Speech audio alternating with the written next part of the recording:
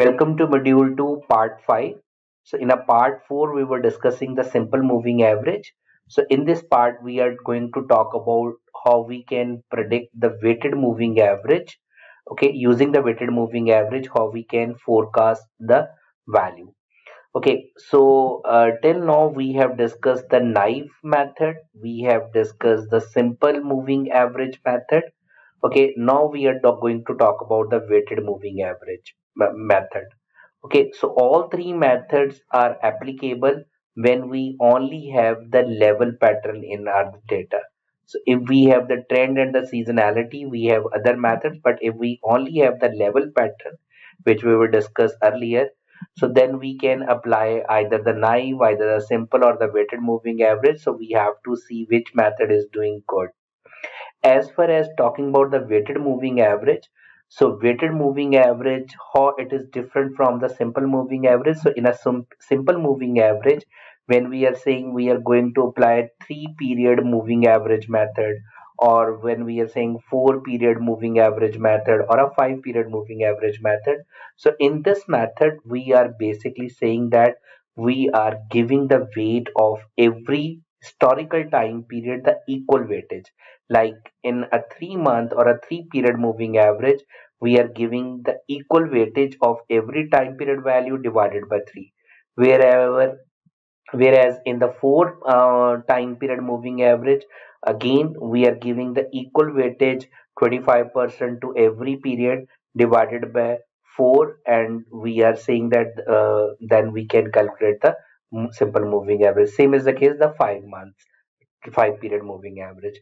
Whereas in a weighted moving average, we are going to assign a certain weight. So that means in the recent time period, we can assign the higher weight compared to the historical data or the previous data points. Like for example, if we are saying we have the data in the months perspective, okay, so we have the month of January, we have month of February, we have the month of March data we have available. So in a weighted moving average, I can say that I am going to assign the higher weight to the March. However, the higher impact of this month should be reflected in the forecasted value. Whereas I am going to assign the lesser weight to the February compared to the March, lesser weight to the month of January compared to the February. Okay, so the idea behind it in the weighted moving average, so we can predict the future by assigning the higher weightage to the most nearest time periods, right? So that is the overall idea. So as you can see over here is, so the future time period forecast is going to be the weighted value of that time period multiplied by the actual value and the sum, okay, and divided by the sum of weight. So the sum of weight is always equal to 1. So that's why there is no need to divide it with the sum of weight. So that's why we are writing down sum of weight, the weight multiplied by the actual value, and then we can add it up and we would be able to get the next time period forecast. So once again, plus 1 is indicating we are basically predicting 1 period ahead. So for that, let's take example. Suppose we have a data set, so we are considering the same example. So from January to December, we have a data, and I would like to predict the month of January. So for that, I am basically applying a 2 month weighted moving average. Okay. So as I mentioned while we were talking about the simple moving average, so in order to decide whether I would like to apply the 2 months moving average or whether I would like to apply the 3 months or the 5 months, okay. So that is depending upon if your data having lot of fluctuation, try to use the smaller number. But if your data is quite smooth on your average value, okay, so there is not so much fluctuation, there is a smoothness in your data, then you can pick the higher number, okay, like 4 months or a 5 months or a 6 months. But right now, uh, let me apply on this data set a 2 months moving average, as well as we will also apply the 5 months, and then we will compare the result whether the 2 months weighted moving average is better or the 5 months. So right now, how much weight I am going to assign? So this is a 2 months, so which mean if I am using the 2 months moving average, that means I am going to predict the March. So if I'm using the 3 months, that it means I'm going to use these 3 months to predict the April, right? So depending upon how many number of periods we are using, like the simple moving average, those months are going to be skipped and then you are going to predict the next time period. So right now we are saying the 2 months, so which means we are going to use the January and the February data to predict the March. So we are saying the weight W1 is equal to zero point 0.4, W2 is equal to zero point 0.6, which we are assuming. Okay. So you can assign any weight. Okay. And the sum of weight is equal to must be 1. So the zero point 0.4 plus zero point 0.6 is equal to 1. So using the weighted moving average, how can I calculate the forecast value of the March? So the higher weight, which is W2, is always going to apply on the nearest past value. So the nearest past value is the February for the month of March. So that means 42 multiplied by zero point 0.6 plus zero point 0.4 multiplied by the value of the January, which is 36, and the sum is going to be the forecast value for the March. Same is the case, the forecast weighted moving average forecast value for the month of April is going to be, we are going to use the data value for the February as well as the March. So now the 56 is going to be multiplied with the weight, which is zero point 0.6, and zero point 0.4 multiplied by the 42, and we will get the value of the April, and so on. So if I would like to predict the January, so what I am going to do is I am going to use the data for the month of November and December. So the January forecast value is going to be zero point 0.6 multiplied by 110, that is the actual demand of the December, and then zero point 0.4 multiplied by triple one, which is the actual demand of the November. This is going to be the forecasted value for the month of January. Okay. So this is, we already know, as we have already discussed, how to calculate error, absolute error, error square, absolute percentage, and then using those data points, how we can calculate the mean absolute deviations, mean square error, as well as the mean percentage, absolute percentage error. We have already discussed this one. So now let me use the Excel to calculate this weighted moving average. So how we can calculate the weighted moving using the weighted moving average, how we can predict. So for that, I'm using the same data set, the case study data set which we were using the previously. So for that, we have the month of 2018's entire month year data. We have 2019's entire year of data. So we would like to predict 2020 January data. Okay. So in order to predict this January value, what I am going to do is, so I am going to apply the formula equal, okay, and then the weight value of zero point 0.6, which is the second weight value, so which is a higher. So I am going to make it uh, freeze, okay. So this is going to be, okay, absolute cell multiply by, so which means zero point 0.6 is going to be multiplied by this 42, okay, plus this zero point 0.4 multiply by this 36 and bracket close. Okay, so we are getting the forecast value for the month of January. Same is the case if I am going to drag and drop up to January. So I am going to apply the same formula. So remember that because we have done the absolute values over here, so these are going to be constant. The values are going to be changed on the next one, right? So these if let me apply again this formula for the month of April. So this is going to be zero point 0.6. Okay, so we are going to freeze it, multiply by, in order to predict the value of April. So we are going to multiply by zero point 0.6, which is a higher weight to the March, plus we have zero point 0.4, which is a smaller weight, multiply by the 42. Okay, then we are getting the value of this April, right? So we are going to drag and drop till the month of January. So remember that we are only going to predict one period ahead, because the weighted moving average, like the simple moving average, it's a level based forecasting method, which is if I would like to predict for the month of February, so the 101 is going to be repeated because this is the average based method. So remember that one thing is okay. Now we are going to calculate the error. So how we can do that? So we are going to calculate the value. The formula for the error is equal actual value minus the forecasted value. Okay, and then we can drag and drop. Okay, so we are going to get the forecast error values. Then in order to calculate the absolute error, we are going to apply the absolute function of the Excel. Okay, in order to make it positive. So this is the absolute error. Okay, then we are going to apply error square. So this is going to be this error, and then we are going to apply square. Okay, so this is error square. Okay, and then we are going to calculate absolute percentage error in order to calculate the mean absolute percentage error. So how we are going to do that? So this is going to be equal, this is the absolute error divided by the actual value. The actual value is 56 in that month. Okay, and then we are going to drag and drop. Okay, so multiply by 100. There is no need in Excel, I have already selected the percentage value, right? Okay, so this is the percentages.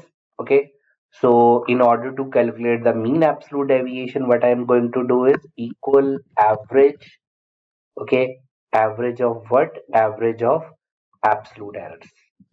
So this is the mean absolute deviation, same is the case in order to calculate the mean square error, which is the average of error squared. Okay, so this is the mean square error. Same is the case in order to calculate mean absolute percentage error. This is the average of uh, error, absolute percentage error, right? So in order to plot this, so what we can do is we can select this year actual value as well as the forecasted value. So you can go to insert, and then we can plot this line chart, okay, in order to see what is the predicted value we have for the month of January. So this is a predicted value for the month of January, right? So same is the case. Let's say like as we were calculating this weights by ourselves. So we were randomly assigning time period one, the weight is zero point 0.4, whereas the time period two was we are assigning zero point 0.6, and then we are summing it, that is it should be equal to 1. But let's say if I would like that this weight should be calculated optimally. So how much weight we should assign to period 2 and how much weight we should assign to period 1.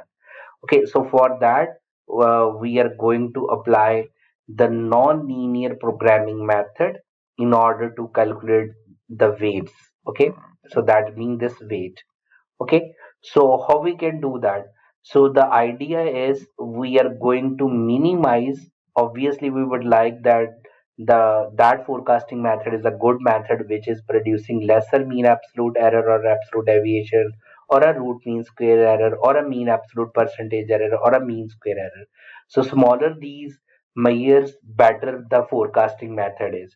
So that means we are saying that in a non-linear program, while we were developing the non-linear programming model, that we would like to find out these weights in such a way that our mean square error must be as minimum as possible. So what is the constraint? The constraint is that the next time period, which means the more recent time period, must having the higher weight compared to the previous time period weight. Okay, so that is the constraint we are going to apply. Like right now, in a two period or a 2 months weighted moving average, I would like to say that give the higher weight to the February compared to the January. So this is based, this constraint is indicating the weight of the January must be less than or equal to the weight of February. Same is the case the weight of February must be less than or equal to the weight of March, and so on, right? As well as the weight of each time period cannot be more than 1, so it should be less than or equal to 1. As well as the weight cannot be negative, the weight should be between 0 and 1. Okay, so this is the constraint. So how we can solve this nonlinear programming using Excel and to find out the weight? So how we can do that? So I am going to apply this one is, that is, so let me calculating these weight value. So remember that these formulas we have already applied. Okay. So we have already applied, like over here we have done. So you can simply copy and paste over here. So the same formulas are going to be applied over here, right? So now in order to calculate these weight, which we have assigned earlier randomly, now you can assign calculate these weights optimally. So how you can do that? So in a Excel, you can go to data and you are going to find out the solver. If you are unable to find out the solver over here, so then you should go to file, options. In a option, there is a add-in tab. So go to add-in. So in a add-in, you are going to find out in a manage, so Excel add-ins. So in a Excel add-in, click go, and then you must click solver add-ins. Okay, so once you click over here and then you're going to press OK, then you would be able to find out in the data tab this solver tab. Okay, so once this solver tab is there, so you are going to click over here. Okay, and then what we are going to do is we are going to get this dialog box. So in a dialog box, set objective mean, that is whether we would like to minimize mean absolute deviation, whether we would like to mean square error, whether we would like to mean absolute percentage error. So remember that the weight value can be changed. If I am going to minimize the mean absolute deviation, if I am going to use the mean square error, the weight value can be different. If I am going to use to minimize the mean absolute percentage error, the weight value could be different. So let me try with respect to the mean square error. So I would like to minimize this one. So this is my objective. So I want to minimize. So that means I would like to find out such forecast values that the mean square error should be as minimum as possible. So set objective to not the maximum minimum, because we would like to minimize this mean square error values. That's why we are selecting minimum. By changing cell means the decision variables. So what are the decision variables? That is these two cells, which is we would like to find out the weight value of time period 1 and weight value for time period 2, right? And then we are going to add, okay, the constraint, that is basically the previous time period weight should be less than the next time period weight. So how we can do that? We are going to say that this time period weight must be less than or equal to this time period weight. Okay, so then we are going to say press OK, and then we are going to add another constraint, that is the sum of weight must be less than or equal to 1, right? And the other thing is we would like that these two variable must be non-negative. So non-negative means, so we must make sure click over here, because it is a non-linear, because the mean square error formula is a non-linear, it's a quadratic form. So that's why we are going to select the method of grg non-linear, and then we are going to click solve, press OK. Now we are going to get this values of weights. Okay, so we have already applied the formulas over here. Now you can see that we are getting the mean square error, new mean square error, absolute deviation, as well as the mean absolute percentage error. So if you compare the results of these two, which we have solved uh, by assigning the weights by ourselves, okay, as you can see over here, okay, and these are the weights which we have calculated using the optimum method by applying the nonlinear programming using the Excel solver. So if you compare the results, so by taking any weights, So we can see that the mean absolute deviation is higher compared to the, if we are going to use the optimum weights, as well as the mean square error is minimum in case of the optimum, as well as the mean absolute percentage error as well. Okay, so remember that these weights we have calculated while we were taking the objective function, minimizing the mean square error. They might change if you are going to take the objective function of the mean absolute deviation.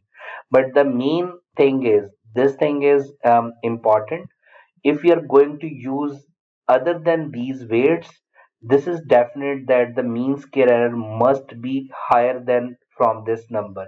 It cannot be less than this from 62.7. Okay, so these are the optimum weight. So this is the best way to calculate the weights, right?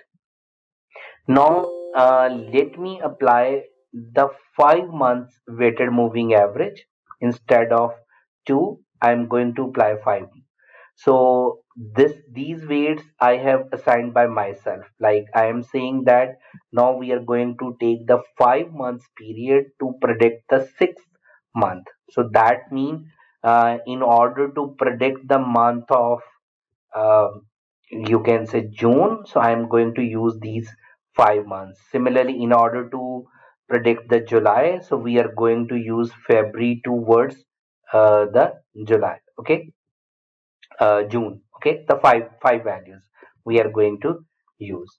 So manually, we are saying right now we are saying that I would like to see that the in a June forecast, I would like that the 40%, which is 0.4, 40% impact on the forecast value of the June, 40% impact from the demand of the May. Remember, okay, and 30% impact from the demand of the May, 15% impact from the demand of the April. Okay, same is the case. We have the previous period. So in order to calculate this one, how we are going to do is zero point 0.4 multiplied by 85. So that means 40% impact of the May is going to be impact on June, 30% impact of the April, 15% March, 10% February, and 5% this one. Okay, and then we can drag and drop, right, in order to predict the future. So rest of the thing is the same. But the most important thing is, if I would like to find out these values with the help of Excel, how we can do that. So let me once again remove this one. Okay. So remember that these formulas we have already applied. So simply once again you can simply copy and paste over here. Okay, this is copy and paste over here. The formulas are there. Okay. Now we would like to find out these weight optimally using the Excel solver. So let me reset again. So the objective is I would like to minimize the mean square error once again. Minimize it. So what are my decision variables? So these are the five my decision variables. Okay, what is the constraint? Now either you can add these constraints one by one or in a go. So one by one means, so I am saying the weight of the time period 1 must be less than or equal to the weight of time period 2. Add. Then I am saying the weight of time period 2 must be less than or equal to the weight of time period 3. Okay, add. And then weight of the time period 3 must be less than or equal to the weight of time period 4. Add. And then weight of the time period 4 must be less than or equal to the weight of time period 5. So these constraints. So either you can do it this way, or either you can do it another way, which is a more efficient way. And let me select this one again, which is these decision variables.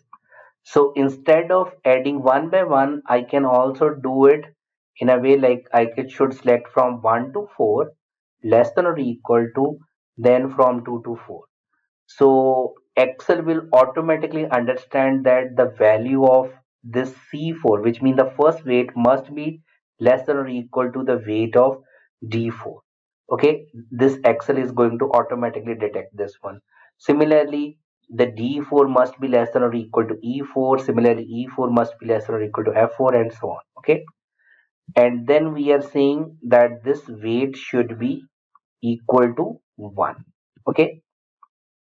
And then non-negative, and we are selecting the method and press OK and OK. As you can see that these are the optimum weight. So it is saying that in order to calculate the forecast value for the month of June, so the best ideal weight is we should give the 92% weight to the previous month period, which is the May, which means 92% impact should be come to the June from the actual demand of the May.